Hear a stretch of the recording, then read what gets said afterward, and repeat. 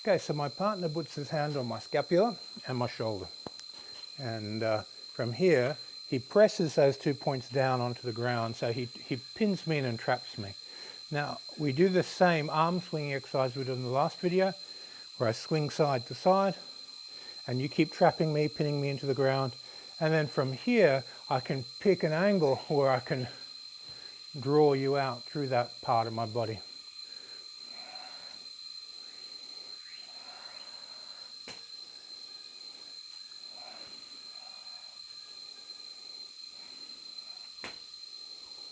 So I've got to take the tension he's given me because his mind, his energy is extending and compressing my body, and then I create a bit more space. It gives me his center. Put a lot of releasing into the scapular area, shoulder connection, and really soften and swing that part of your shoulder. That has to be very, very loose for shoulder stroke energy to get that lightning drum hitting crack in it. Okay, see you on the next video. Thank you.